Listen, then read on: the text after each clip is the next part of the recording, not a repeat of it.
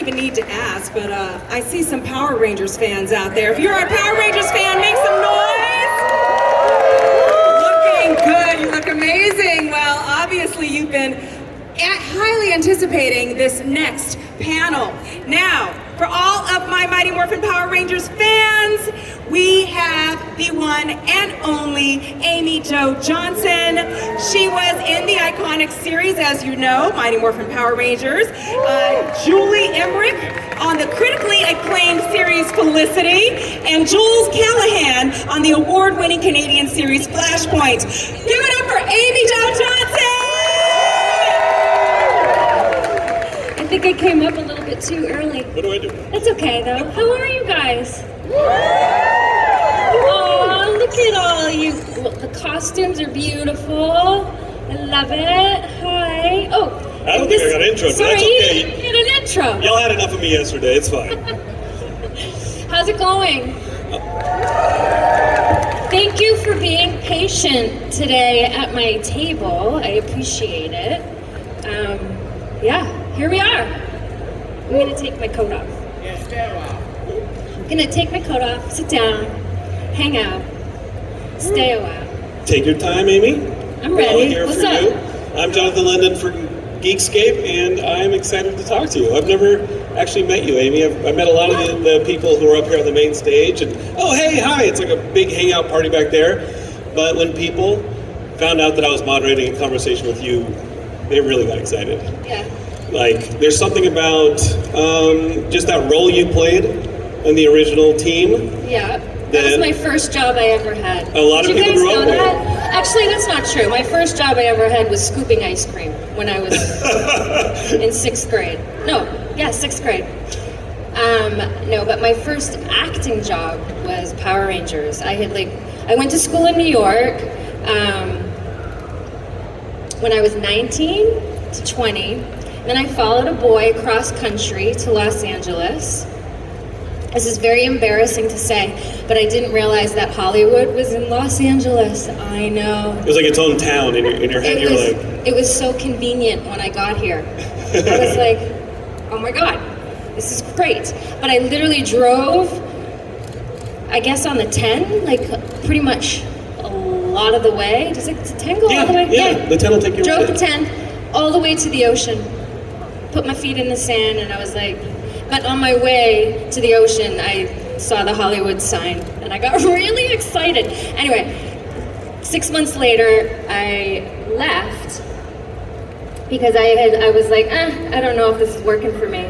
The relationship or the career? We broke up. I broke up with the boy. He went back to Texas and I was here alone and I was like, I was taking this commercial workshop class from this woman named Katie Wallens. So that was my only sort of thing that I had going on for me with acting.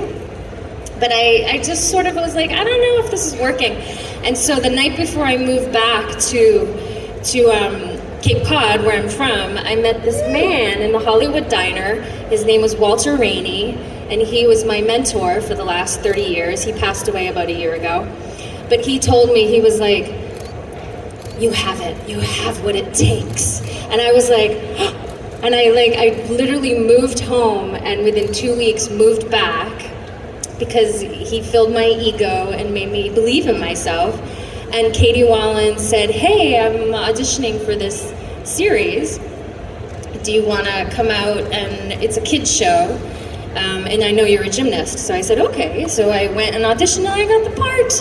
And then I had no idea that like 30 years later, I'd be, I mean, you guys were children then. Did you have any idea that like the longevity of how special the show is and how, well, it's you guys that make the show special actually, really, if you really think about it. Right? Just like the love that you have for those characters is mind-blowing to me. It's really beautiful. So I really thank you. And it was immediate too. Remember, that was the toy that couldn't stay on shelves. People were like fighting in aisles for them that Christmas. That first Christmas. It was immediate, right? The year before it was the Cabbage Patch Kid. And then that year it was the Power Rangers. And I'm sorry if I'm talking too much. No, Okay. they're not here for me. But I remember the first Christmas, maybe it was the second Christmas, it was the second one, because I was with Steve Cardenas, you know, Rocky, after Austin left. We went to Detroit. I think they spread us out all over you know what that was, you guys? That was the publicity for the movie. The movie was coming out. They send you like malls and stuff, or like what do they do? Yeah, so they spread us out all over in malls across the country, teamed me up with Rocky, with Steve Cardenas, and they didn't know, I guess they weren't prepared for how popular the show was, but I remember we were wearing our costumes without the helmets, and, oh no, I refused to.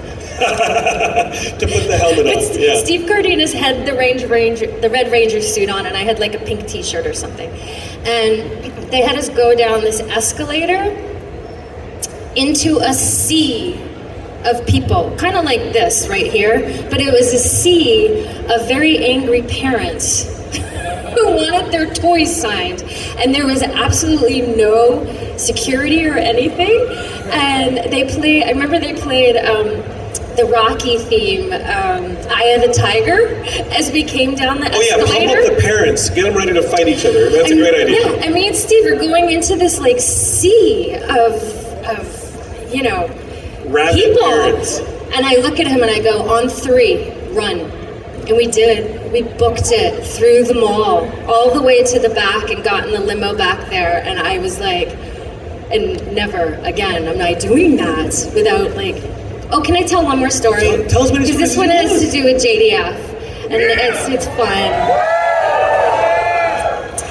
So when the show first came out, I always get my timing wrong. So if David was here, he would definitely be correcting me, but he's not here. So I'm just going to go with my own timeline. We flew to Hawaii. Have you guys heard this story before? No. That's okay. So they flew us to Hawaii, and they had no idea how popular the show was. Nobody did, except for the children, right? Anyway, so we landed in Hawaii, and they announced it on the radio. And when the plane landed, I think there was over 10,000 people in that airport waiting outside and inside. And it was me, Jason, and David. And I just remember getting off the plane and then getting onto the, I don't know, into the airport. And you know how when you go to Hawaii, they lay you. So they started laying us. No security again, just getting laid and getting laid and getting laid and getting laid, and to the point that we're walking and JDF is right in front of me, and we got laid so much. I just remember Jason turning around and looking at me, and all I see are his eyes. He looked like a Furby. Because there was so many flowers up on top of him, and his eyes were just like, and I was like, oh my God. He loved it though, because then we got outside, and I just remember it was just swarms of people, and we got in the limo, and then he climbed on the roof of the limo, and we were driving through the swarms of people, and he was awesome. Anyway, we almost were laid to death. Anyway. That's incredible. And it was crazy. And is it as immediate? Was it as immediate as we're thinking? Like, you are thinking, you moved to Texas, or you moved to Cape Cod, you kind of recharge your engines, you come back, you land the role, and was it that immediate that your world changed? No, God, no. No, so I landed the role, and then we had a whole year, right, of shooting the pilot first, and then in January we started shooting the actual series. I think Jason, JDF, was cast.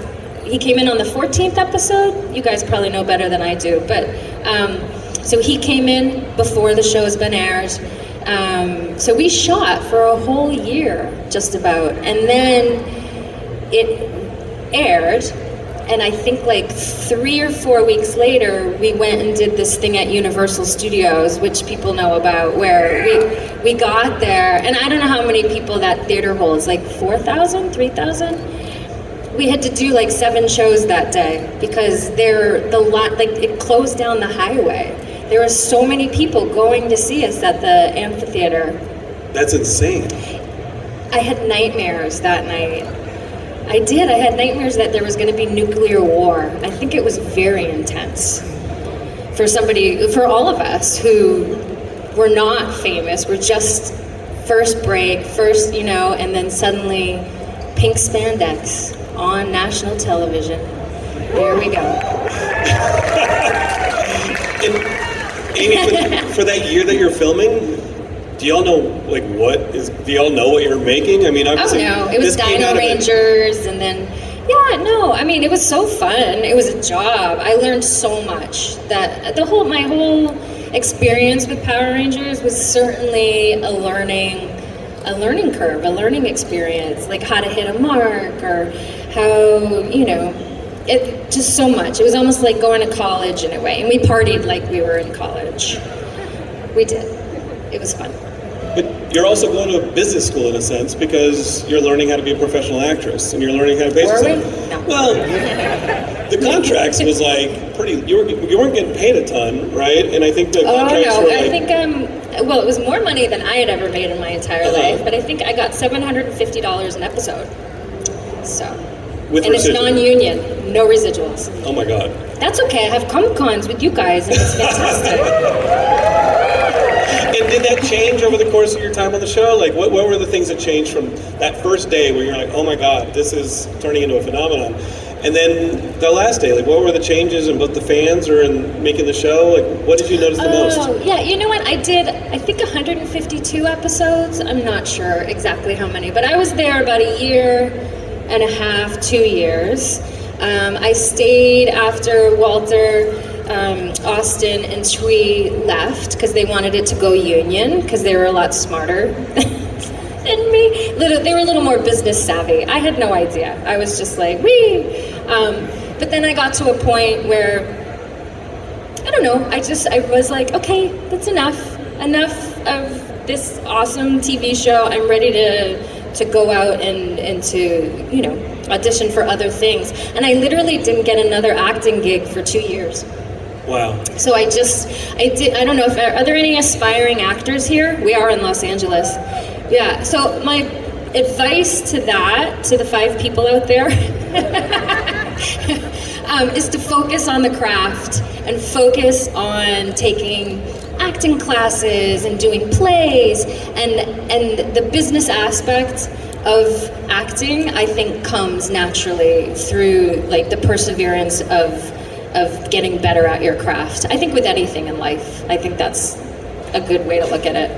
And with things like Felicity and Flashpoint, were you making conscious decisions to go as far from Kimberly as you could, or were you just trying to get the gig? I was just trying to get another gig. So I think my next job after that was called Killing Mr. Griffin. Yeah. Actually, that's not true.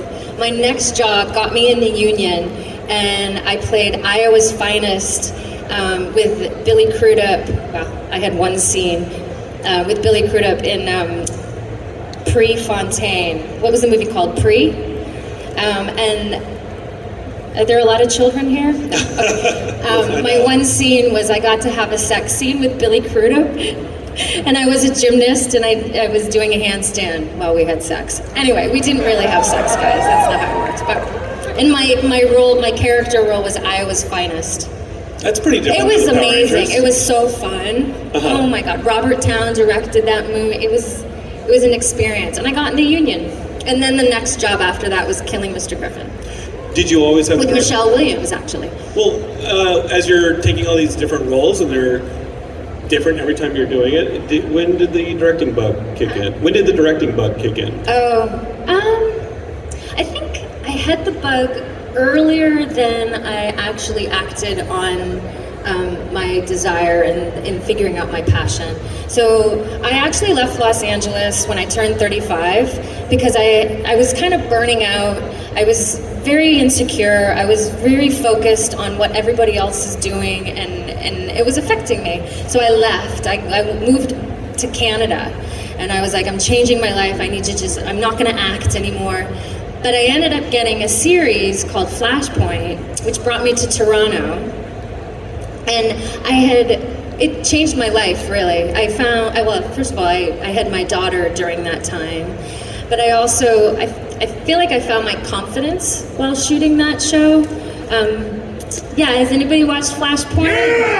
Yeah, it was such a good experience for me with Enrico and the whole cast. I was the only girl, really, in the cast, too, which was quite empowering. And I was pregnant the whole first season with a lot of hormones, so that was, it was life-changing. Like, anyway, I feel like, am I running out of time? Am I talking too much? Oh, okay.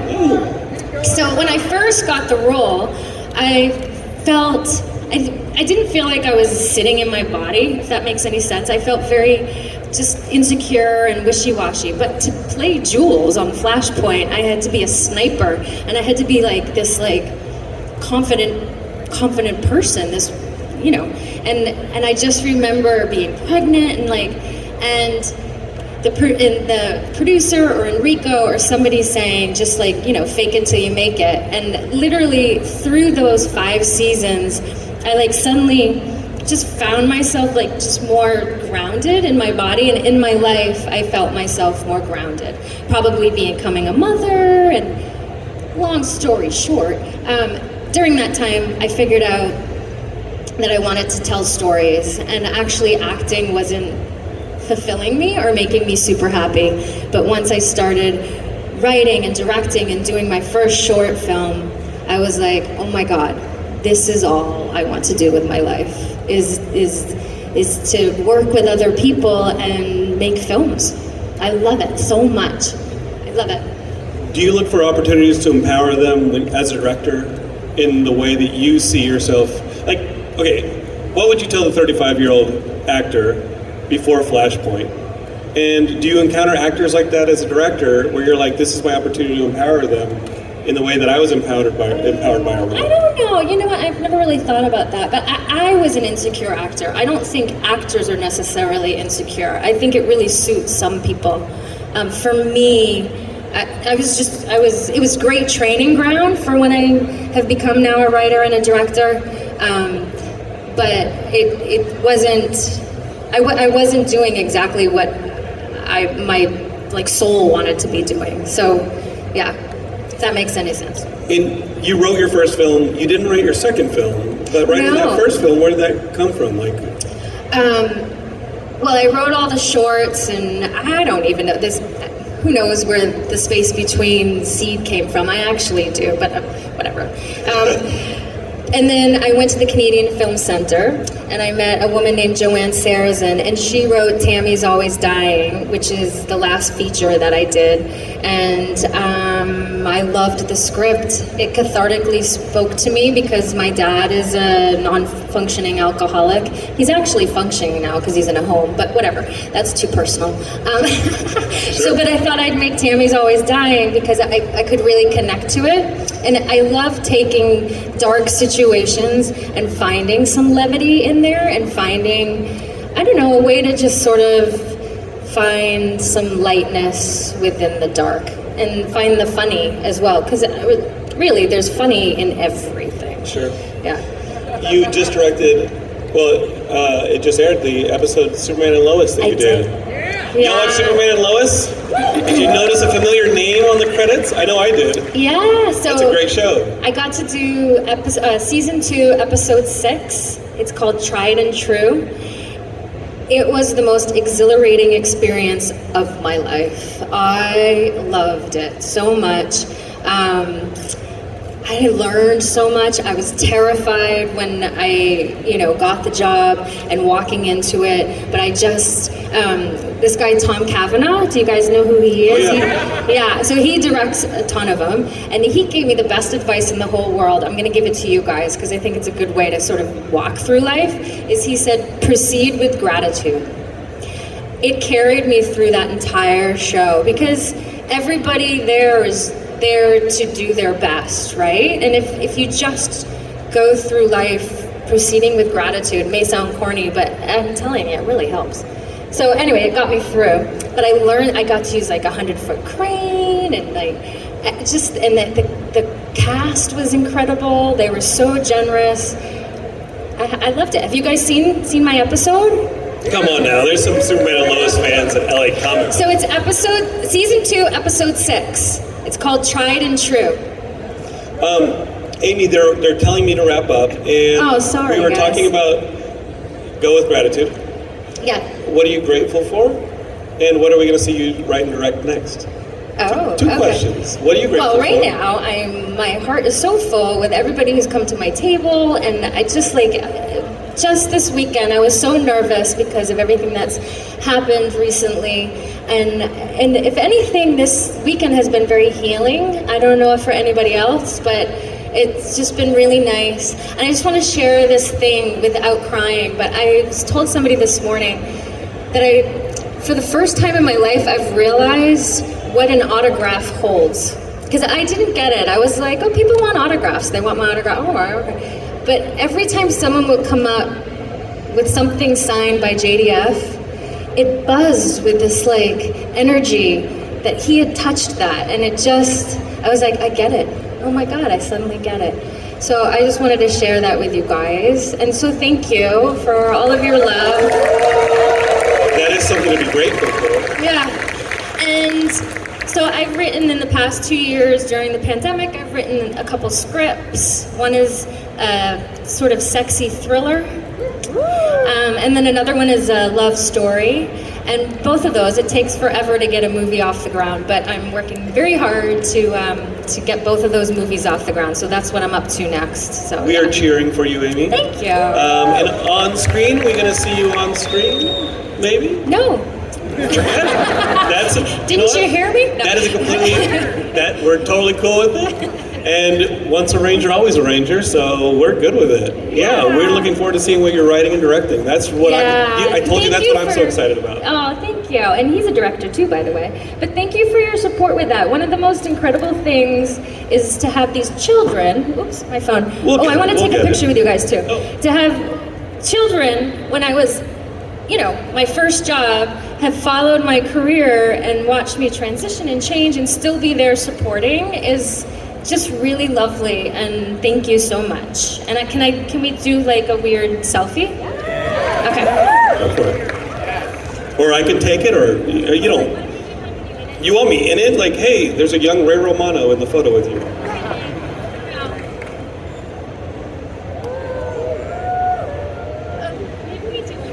And I can take one with you. Look at this.